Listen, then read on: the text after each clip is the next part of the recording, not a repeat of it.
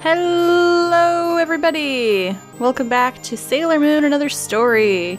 As you can see from our very icy surroundings, I took the liberty of bringing us back to Switzerland. And here's our little buddy that we ended on last time, who told us about this dragon living in this north cave now. They say it likes to collect strange crystals.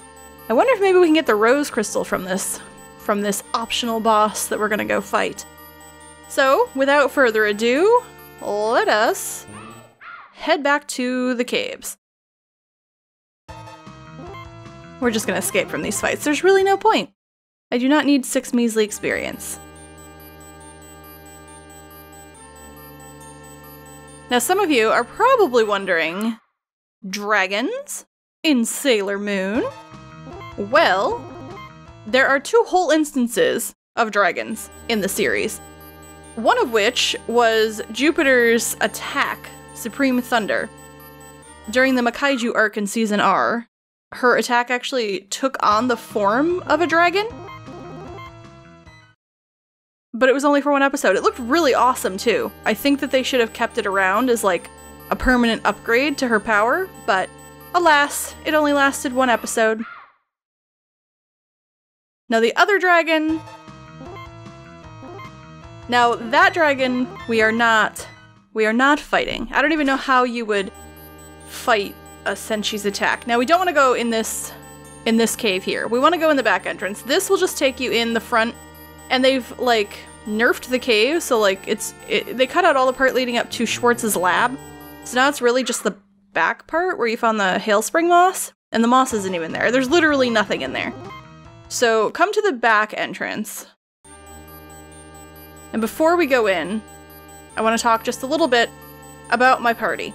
So, I leveled everybody between episodes up to a minimum of 35.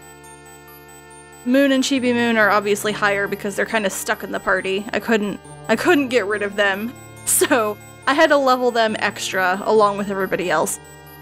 This is level-wise where I am. Everybody's got their gemstone accessories on formation-wise. I've got Mercury in the front, even though she's more support than anything. She should be fine there. I think her defense is high enough at the level she's at. Saturn in the middle, of course, because she is our heaviest hitter. Pluto and Chibi, who are kind of the weaker defense, the ones with weaker defense, they're in the back. So this is my setup. Now let's see how we fare.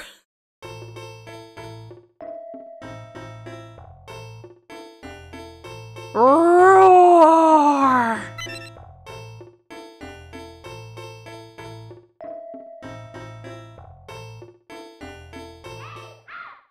This is a beefy dragon. What the hell? This guy looks extremely intimidating. Okay, so there's many ways you can tackle this fight. Let's not attempt to run, because that's not gonna go over well. If you wanted to really play it safe, you could defend with everybody except whoever has the highest defense and pop a perfume with just that one character. I'm not gonna do that. I'm gonna cross my fingers and hope that I could survive this first round. If we can survive the first round, then we should be fine. So first with Moon, I'm going to pop a Holy Grail on her. Even though it heals her, I don't intend to have her fall too low in health throughout this fight. We're gonna perfume with Chibi. Chibi is the fastest, so she should get this in before the dragon can take a turn. Before anybody can make a turn. So any attacks this round should hopefully benefit from that. Saturn is just doing her normal game, Death Reborn Revolution.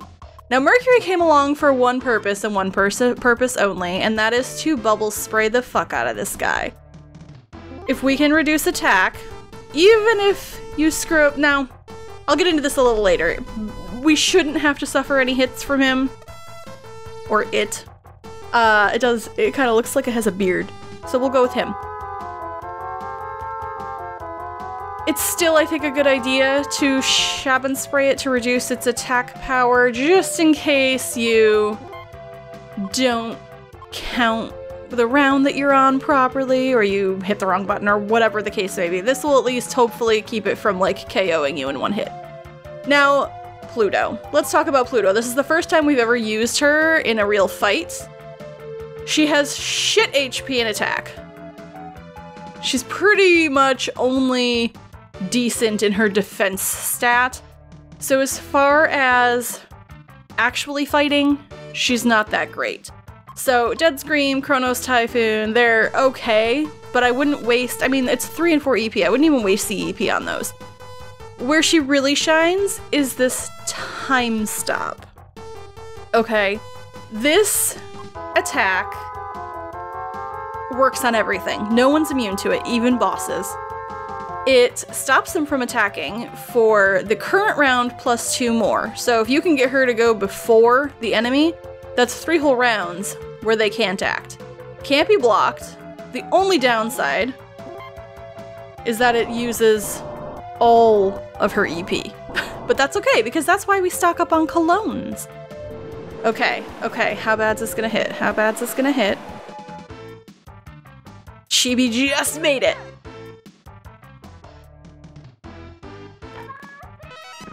Alright. So we have survived the first round, and now he is gonna be time stopped. Now that number, so it says 1.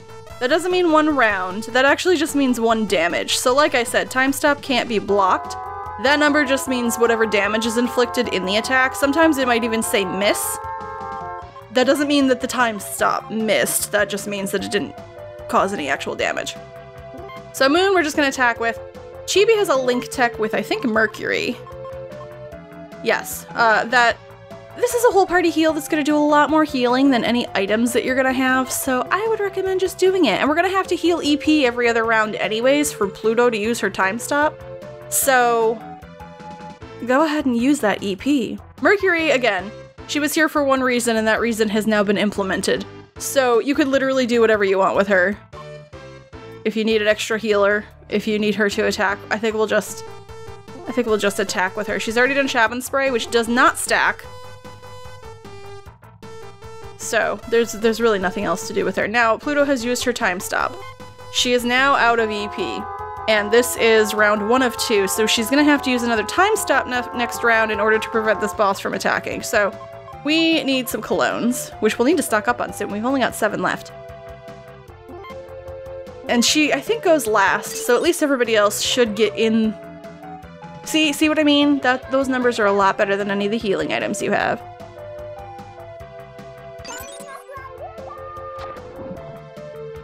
I mean, 400 is better than nothing.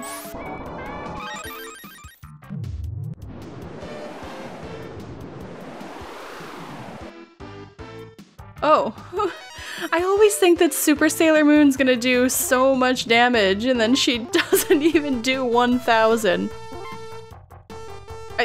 I'll just keep healing with Chibi, even though they haven't been attacked or hurt this round. That's fine. And now Pluto's turn. We'll use another time stop, and that should come in just in time to prevent the dragon from being able to do anything. It shouldn't take too many rounds. Saturn is hitting a great deal and is taking a decent chunk off of it every single round, so. Now, the dragon's only special attack is Tempest. So, we've already seen what that can do. And that was before Mercury's Shaban Spray. If this survives another round, I might even purposely let it go just so we can see, we can compare its damage output from before Shaban Spray and after.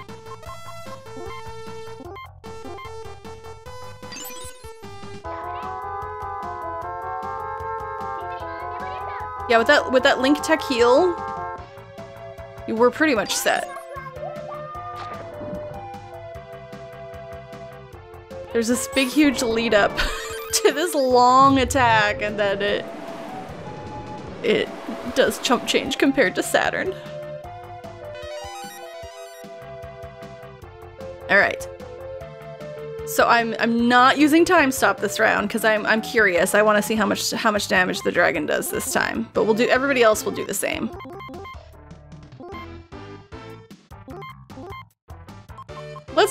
let's see. Let's see, how badly. Actually, that was a bad idea now, because, now I'm gonna have to heal her EP to use Time Stop. Shadow's a dumbass. That's okay. I'm hopeful.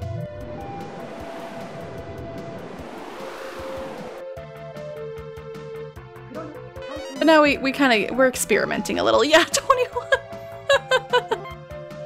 Oh, yeah. Now Chibi, I think I'll keep healing with her. I might heal with Mercury. The EP. I still can't use it this round though, it won't matter. That's okay. We'll heal our EP with Pluto like normal. Luckily we can buy colognes. And he didn't even use Tempest. I wanted to show what Tempest did. Oh well. And he's dead! See? He's not that hard if you have the right strategy. So we got a perfume out of that, so, I mean, yay, perfumes are awesome. Lots of experience. Nobody leveled up though. Apparently wasn't that great. Now you might have noticed that I did not give a little boss intro or talk about where we've seen this dragon before, and that is because we are not quite done. Ho ho ho ho ho. You fell for my trap, hook, line, and sinker. This time, the dragon is the lady, the enchanting Esmeralda. Come now, girls, once more. Give us the rose crystal. Rose crystal? Oh, how unfortunate. I delivered that straight to the hands of my beloved Prince Demande. Aw, does that upset you? Because if it does, I can put you out of your misery. But I don't remember seeing these girls among your ranks. Whatever. It doesn't matter who's wearing those tacky miniskirts. You're sailor soldiers all the same. I'll kill all of you in a single strike. Esmeralda. Named after an obsolete French word for emerald. In fact, she was called Emerald in the English dub. To no one's surprise, she tends to favor the color green. She is part of the Black Moon Clan, a group of aliens from the planet Nemesis. In the anime, she first appeared in Season R right before Rubius died, just to taunt him about how much trouble he was in, which is just iconic because everybody hates Rubius. She then took over from him and was tasked with setting up dark gates around Tokyo. Esmeralda attacked with dark energy, but her main weapon was a fan with sharp edges. This could imply she was skilled in a martial art of Tessenjutsu, which means iron fan technique.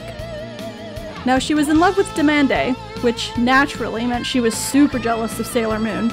But she actually helped Moon escape from the stalkerish prince, which seemed like a nice gesture on the surface, right? But she was just doing it so Demande would stop being so distracted by Moon and pay more attention to her. It's the results that count, right? Wise Man later gave her a crown, claiming it would make her the queen of Nemesis, but instead it ended up turning her into a dragon. Mamoru had the theory that the dragon was a manifestation of Esmeralda's subconscious. Kinda sounds like a Patronus. I don't know about you, but I think it would be totally bitchin' to have a dragon as a spirit animal.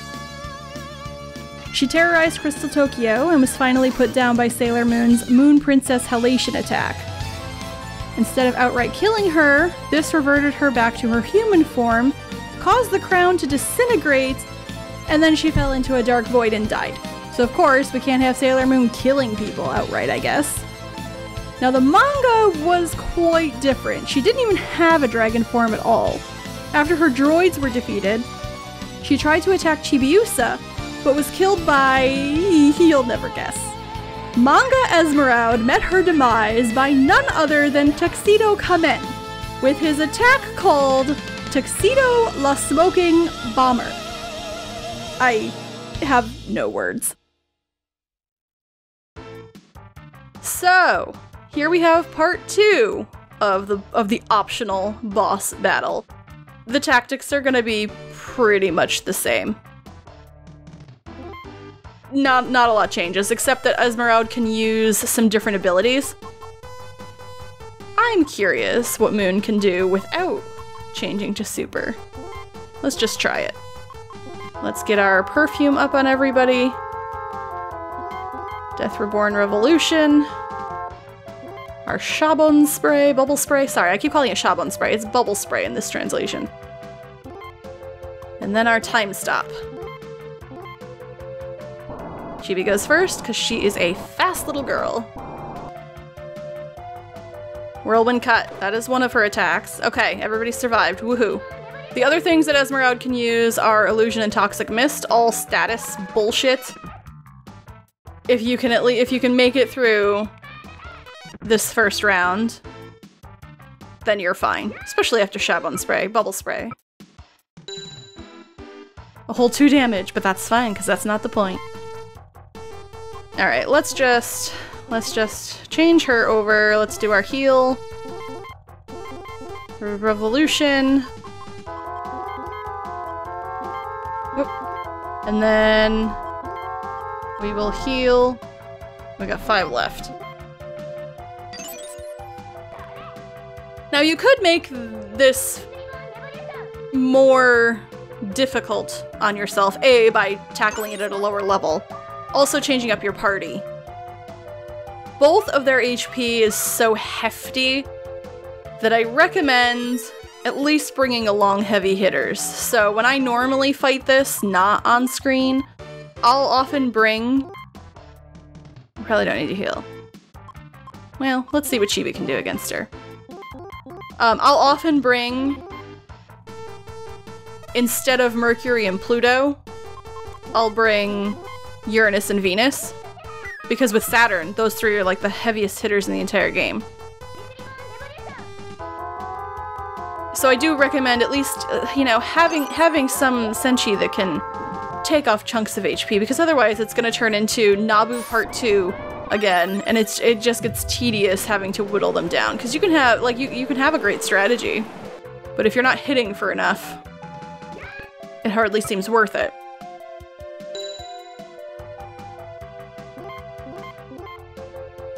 And Pluto's time stop is extremely OP. Like, especially the fact that bosses are not immune to it. Basically, you can take anything out with it. You basically just paralyze them, stop them from moving, and then you just wail on them forever until, you know, for as long as it takes.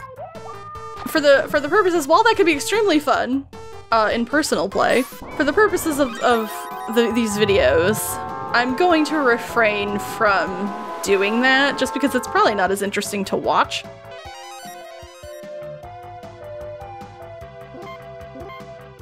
Alright. Let's just, everybody go. Get another time stop in there. Just thwack her in the knee with your pink crayon thing. See? You just whittle them away. Now this is why we came here. You see that red pupil? That accessory is why we came. There are only 2 in the game, and the second one is from this optional boss. You'll remember, we have the red pupil currently, the first one that we got, currently equipped to Saturn. It is one of the things that makes her amazing. So now the question is, who are we going to equip the second one on? Prince Demande, please stay safe. So, some threads of destiny will never meet. What a sad love. Alright, so that is that. That is the optional boss. That is where I think we're going to end it for this episode. We'll kind of keep the optional things contained in their own sort of section. Next time... Ooh, I don't know what happened to my voice there. I cracked a little. Next time... we are going to, now that we have essentially done everything we need to do in Chapter 4 to trigger the end basically, we're going to proceed to the end of Chapter 4, and see what is waiting for us next. Will we find the rose crystal? What are the Opposito Senshi doing? Opposito? Or Oppositio? Or Oppositio? I know there's an I in there that I don't always pronounce, but I've seen conflicting opinions on the pronunciation. So if you have a very strong opinion and you hate the way I'm pronouncing that, please let me know. But we can see find out what the Opposito Senshi are up to. Maybe we'll have another fight with them. I feel like it's been a long time since we've seen any of them. We did fight Nurgle outside the time door, but that was it. So yeah, we'll leave it there. Next time, tune in to find out who gets that second red pupil and how the story is going to end, or how Chapter 4 is going to end. And as always, thank you so much for watching, and I will catch you in the next one. Bye!